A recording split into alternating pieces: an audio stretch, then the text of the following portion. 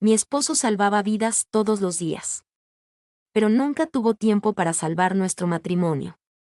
Me llamo Susana, y durante años aprendí a esperar.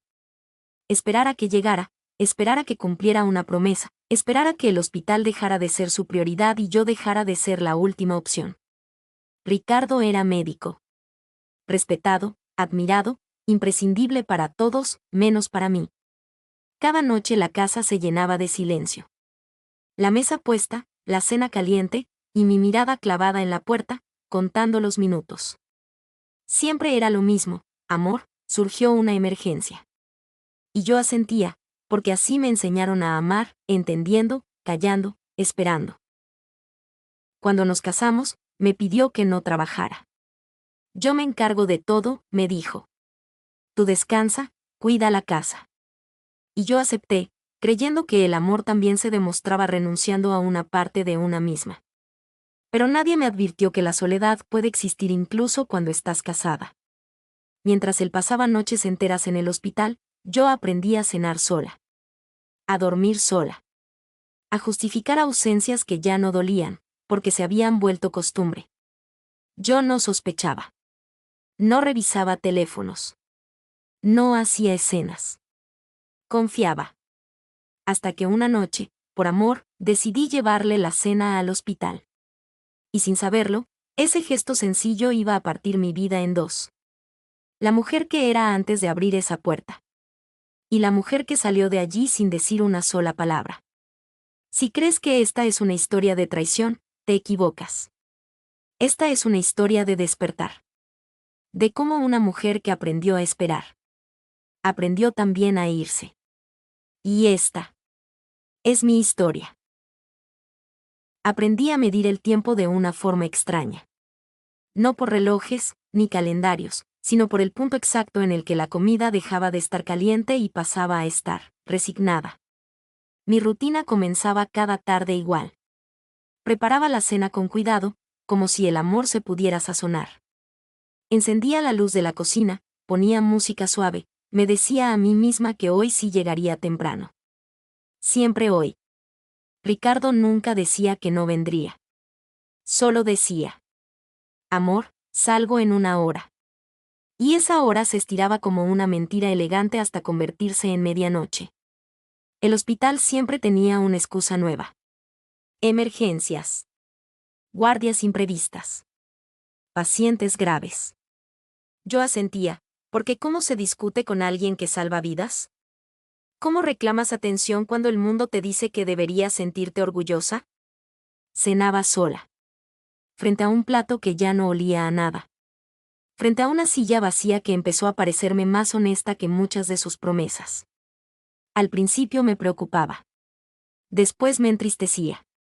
Y finalmente, me acostumbré. Cuando nos casamos, me pidió que dejara de trabajar. No necesitas hacerlo, yo puedo con todo, me dijo. Yo era contadora. Tenía sueños, planes, independencia. Pero los guardé en un cajón invisible, convencida de que el matrimonio también era renunciar. Los días se volvieron largos.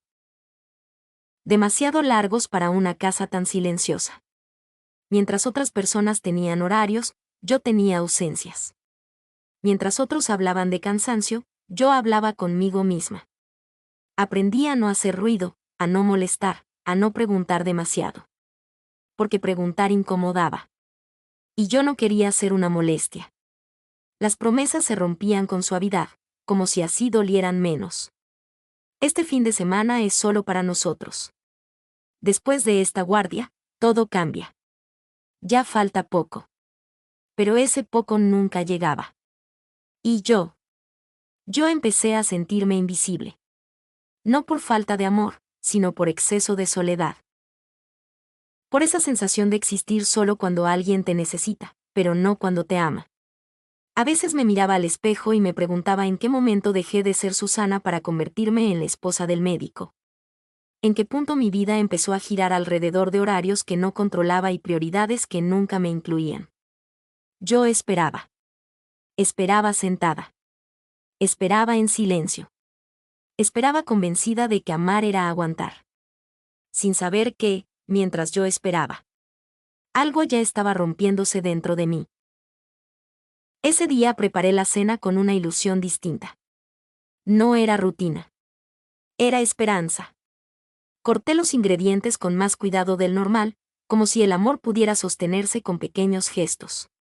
Pensé, si se la llevo, se va a sorprender. Pensé, tal vez hoy me vea. Pensé muchas cosas que ahora me parecen ingenuas.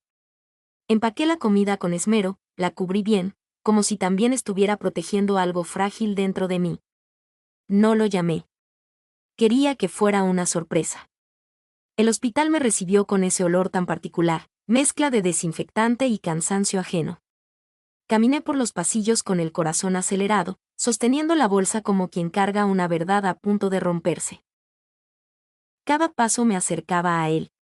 Y sin saberlo, también me alejaba de quien yo creía que era. Reconocí su consultorio de inmediato. La puerta estaba entreabierta.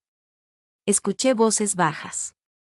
Reí mentalmente, pensando que tal vez estaba con un paciente. Empujé la puerta. Y el mundo se detuvo. No fue una escena escandalosa. No hubo cuerpos desnudos ni gestos exagerados. Fue peor. Era la cercanía. La confianza. La forma en que ella se inclinaba hacia él. La manera en que él la miraba, con una atención que yo había dejado de recibir hacía tiempo. No necesitaba más pruebas. Mi cuerpo entendió antes que mi mente. Sentí como el aire se me iba del pecho. Como algo se me quebraba por dentro sin hacer ruido. No grité. No lloré. No pregunté.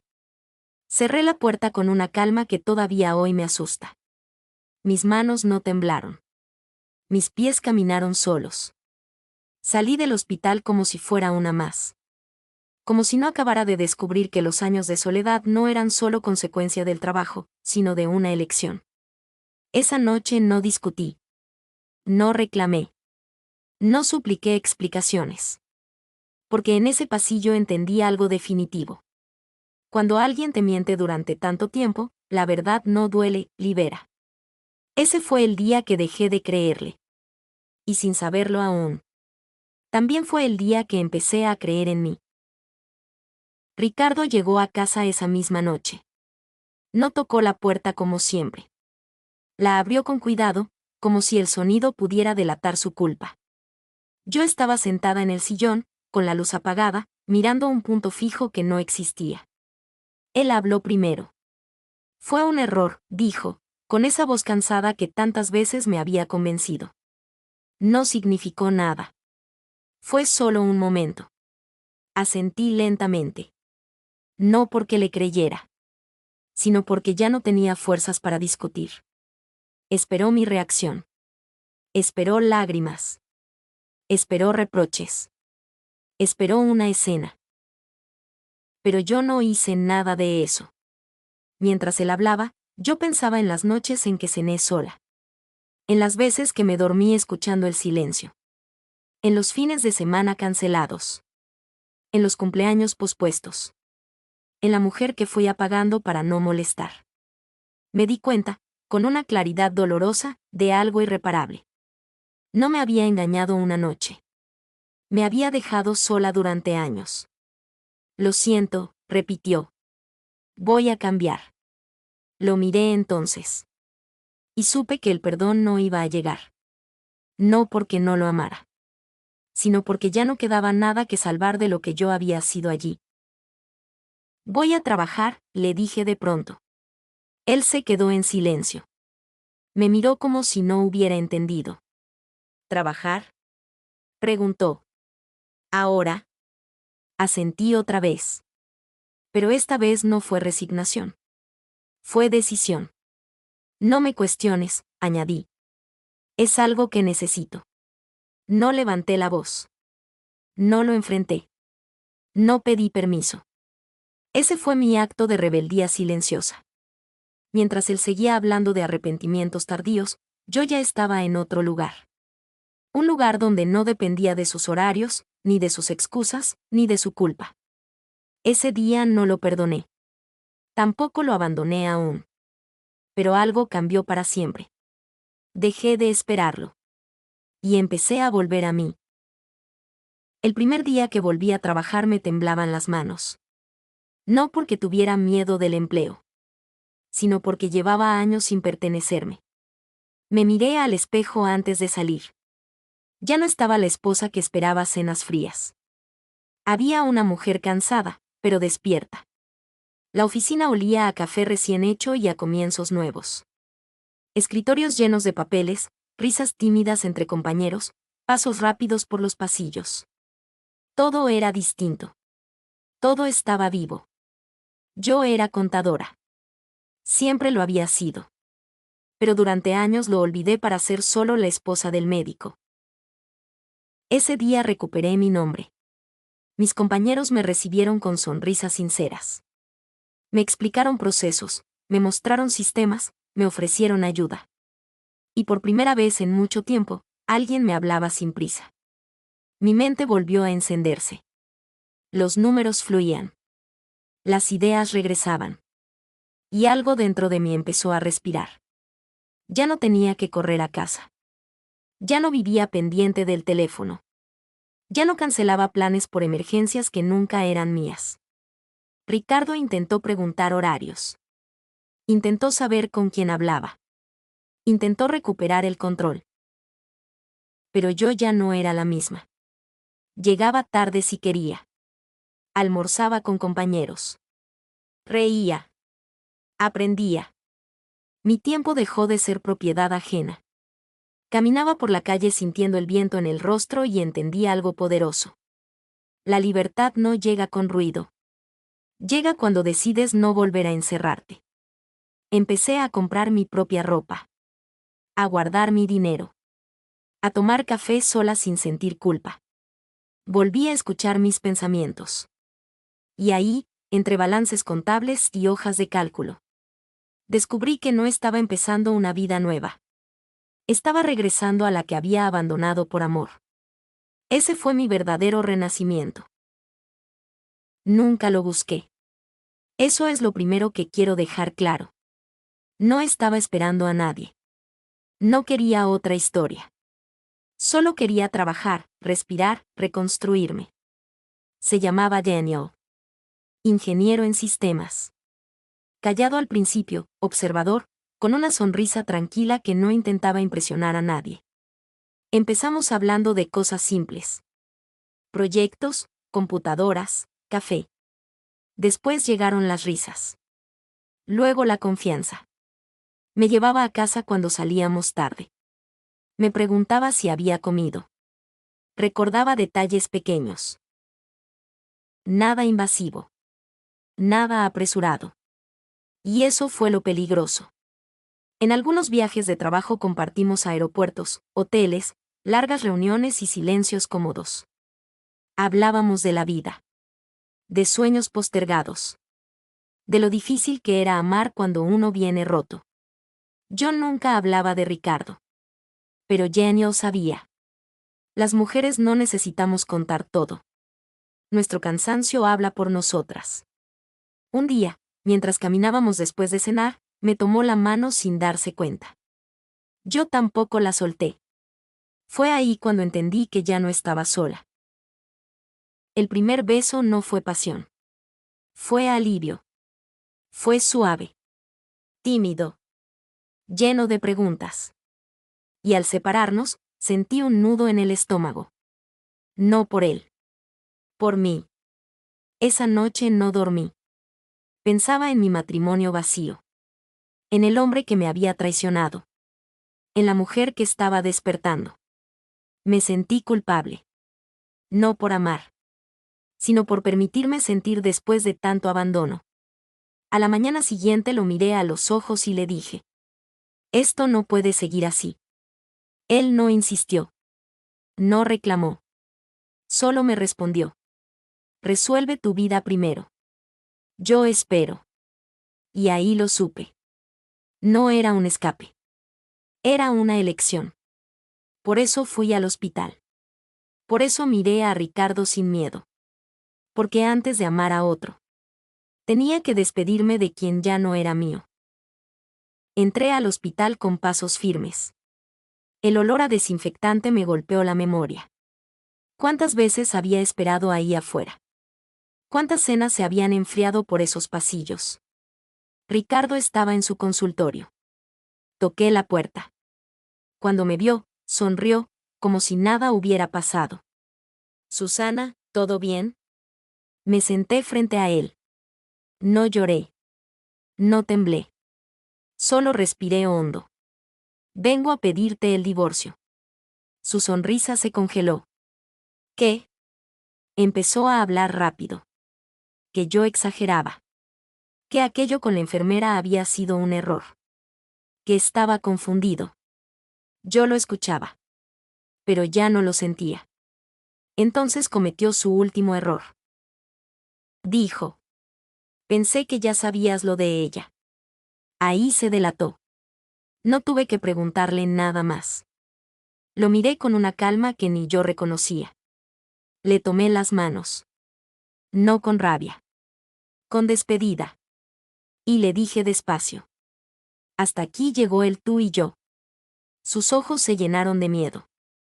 Le conté que estaba enamorada de otra persona. No para herirlo. Para cerrar la puerta. Me levanté. Salí. En casa recogí mis cosas. Ropa. Fotos. Libros. Toda una vida metida en 2 maletas. Ricardo llegó desesperado. Prometió cambiar. Prometió renunciar al hospital. Prometió tiempo.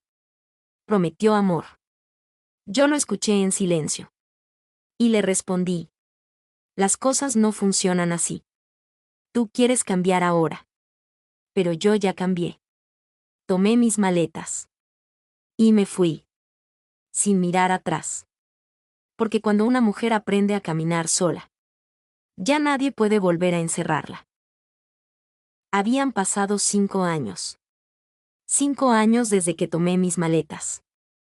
5 años desde que aprendí a respirar sin pedir permiso. 5 años desde que dejé de ser la esposa que espera, para convertirme en la mujer que decide. Ahora tenía un hijo. Un niño de 4 años con la sonrisa más limpia que he visto en mi vida. Y fue él quien me llevó de vuelta al pasado. Una fiebre alta. Un llanto que me partía el pecho. Mi esposo actual lo cargó en brazos y lo llevó corriendo a la clínica. Yo venía de un viaje de trabajo. Apenas me avisaron, salí directo al hospital. Corrí por los pasillos como antes. Pero esta vez no era una esposa abandonada. Era una madre. Cuando llegué al área de urgencias, levanté la mirada. Y ahí estaba. Ricardo. Con bata blanca. Con el mismo rostro serio. Con la misma postura profesional. Era el médico que estaba atendiendo a mi hijo. Nuestros ojos se cruzaron. No hubo sorpresa exagerada. No hubo reproches. Solo silencio. 5 segundos eternos donde pasaron 7 años de historia. 4 de novios. 3 de matrimonio. Miles de cenas frías. Una traición. Una despedida. Y ahora, 2 completos desconocidos. Me explicó el diagnóstico con voz neutra. Yo asentí. Él evitó mirarme directo. Yo tampoco lo busqué. No había odio. No había nostalgia. Solo respeto. Cuando terminó, salió del cuarto sin decir nada más. Y en ese instante entendí algo. No todas las historias necesitan reconciliación. Algunas solo necesitan cierre. Miré a mi hijo dormido. Tomé la mano de mi esposo. Y sentí paz. Ricardo fue una etapa. Mi vida continuó. Porque a veces el amor no termina con un grito.